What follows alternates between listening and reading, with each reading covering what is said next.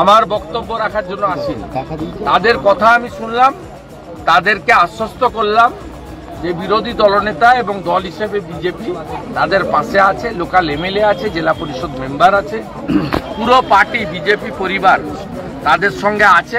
মিথ্যা মামলা হলে জামিন করাবো, আর আক্রমণ হলে পাশে থাকবো, প্রতিবাদ প্রতিরোধ ইত্যাদি হবে। একদিকে আন্দোলন, একদিকে আইনি লড়াই, দুটোই আমরা চালাবো।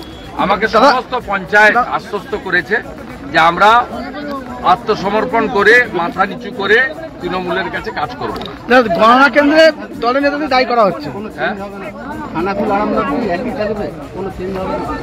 সেটা আমাকে বলে লাভ নেই, আপনাদের হাতে, আপনাদের হাতে, যারা এখানকার লোকাল স্থানীয় মানুষ তাদের হাতে। এখানকার মানুষ ভারতীয় জনতা পার্টির পক্ষে ছিল, আছে, ভবিষ্যতেও থাকবে।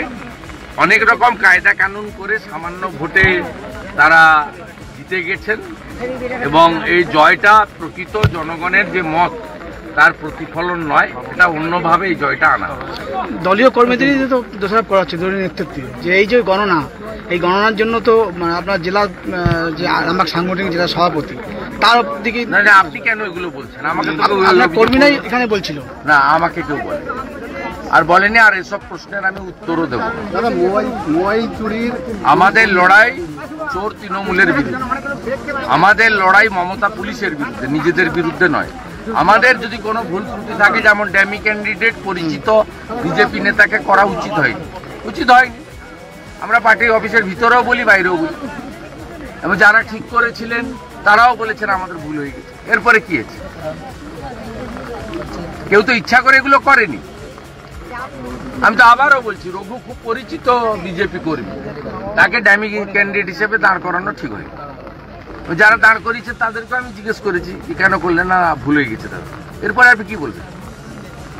অতএব এই ভুল থেকে, ত্রুটি থেকে শিক্ষা নিয়ে আমরা এগোবো। কিন্তু গণনা কেন্দ্রে এটাও হয়েছে, তৃণমূলের ভোটটা বিজেপির দেখানো হয়েছে, বিজেপির ভোটটা তৃণমূলের দেখানো হয়েছে। আমি পরামর্শ দিয়েছি অরূপকান্তি দিগরকে জেলা সভাপতির মাধ্যমে যে ইলেকশন পিটিশন তিনি করতে পারেন, গণনা থেকে 45 দিনের মধ্যে করতে হয়, এখনো সময় আছে। ঠিক আছে দাদা, মোবাইল চুরির সন্দেহে পিটিয়ে খুনের অভিযোগ, ঘটনা সল্লেগে না ভাই, আর এগুলো বলবো না।